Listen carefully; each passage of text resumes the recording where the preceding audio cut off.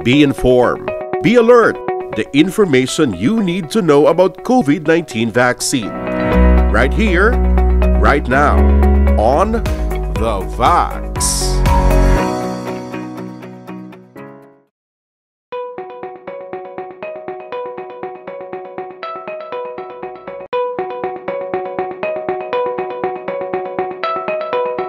Ang atong cases sa Syudad Subong, hindi na tumambangit nga fully controlled.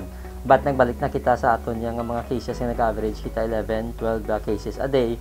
So kung tanahon ninyo, after a week kag 2 weeks nga pag-response ang aton COVID team, ang cases nga naglabot sa 100, na-arrest naton buslingo na napunggan naton ang local transmission.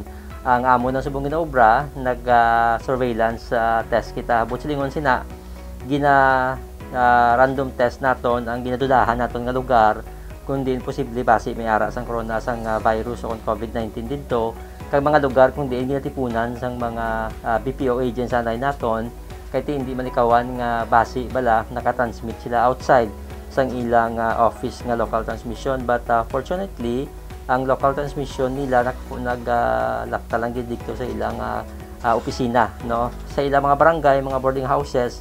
Hindi mo na kadamo ang local transmission. Ang namin lang kay tina-isolate dayon kag gina-swab test dayon tanan nga suspected, and fortunately nagwa majority sila negative. May man nag-positive man pero gamay na lang, but wala kita kapundo dira may random test kita gyapon. Na-control naton sa BPO. Ang nagawa nga mga positive ni ang iban sini mga local transmission sa atong BPO. Kaga hindi naman amo na kadamo kaya ang tanan nga close contact na gina-isolate na naton mo. So kumbaga, bala mong treatment kung close contact ikaw kag bisan naging negative ikaw, gina-isolate ka gyapon for 14 days. Para nga pasiguro natin kay base ibala ang pag-swab sa imo kasi too early, no. So pero within 14 days pag nagka-simptoma ikaw, iswab ikaw liwat, no. Pero kung hindi ka magsimptoma, pwede ka nang tagaan certificate nga makagwa. Ina ginobra naton to make sure gid nga ang virus nga base bala wala ma-detect because too early ang pag-swab kaya hindi man natin gid ma-estimate kung saan ugid siya posible madutlan sang virus. That is why nga ang close contact gidya gina 40 days mandatory quarantine din natin.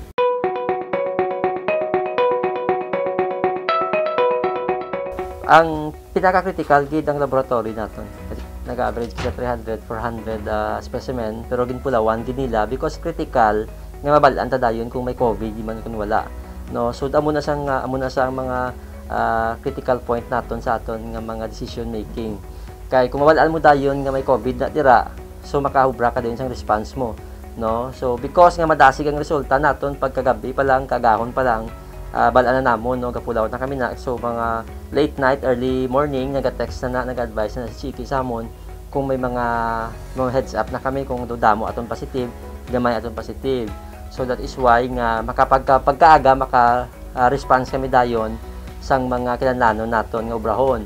So because nga madasig ang pagwa sang aton nga mga result, ang aton nga COVID team maka-response ang insakto, makita niya kung diin si COVID, kag babalaan niya kung ano na bala kalala ang transmission ni COVID sa isa ka area, kag maka-isolate kita dayon. So muna ang critical point because balik-balik pala ni gapon, no, makita mo si COVID, i-isolate mo si COVID, kag i-contact tracing mo.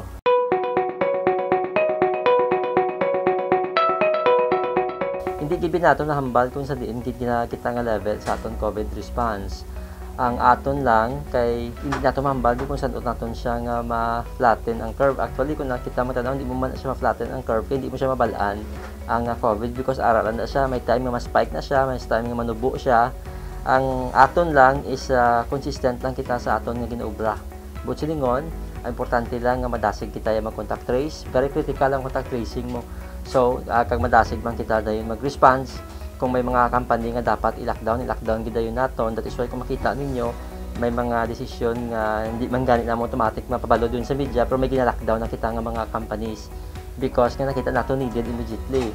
So ang ikaduha dira ang COVID team abi is 24 hours and 7 days a week, no. So ang syudad may taho yang 7 days a week, 24 hours a day ka duty para kung kinahanglan sang respond ara dayon naton ng gobyerno, no. So that is why very critical ang mga personnel, mga resources naton sa personnel, kag ang aton nga mga COVID team nga mga naga-duty more than a year na, no? And nagpasalamat kita sa COVID team more than a year na, and sa kalo isang Dios ni isa sa amon do wala man may give up o minabitin damo isang mga healthy quarrel nga katabo sa COVID team, no? So tuloy mo na ang mga nami sa side ng COVID team kay ginatawag na mo ni nga healthy quarrel, because during crisis hindi ka mo pwede magsunggudanay, hindi ka mo pwede pagkakigay, but binaisay ka mo, pero at the end sa inyo binaisay ang pinakamayong nga desisyon ang maubra naton.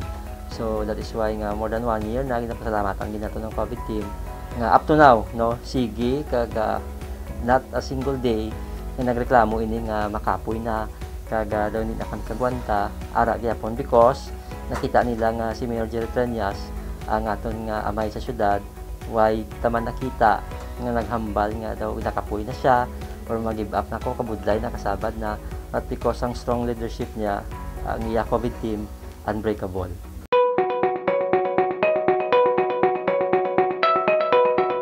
Ang isa lang ang inspirasyon sa COVID team, no, dingi nakakuha sa motivation kay Mayor Jerry Trillanes, no, kay makita niyo sa COVID team damo da mga bataon, no, kumbaga ang pinaka may edad sa amon gida ang aton gid nga amay si Mayor Jerry Trillanes.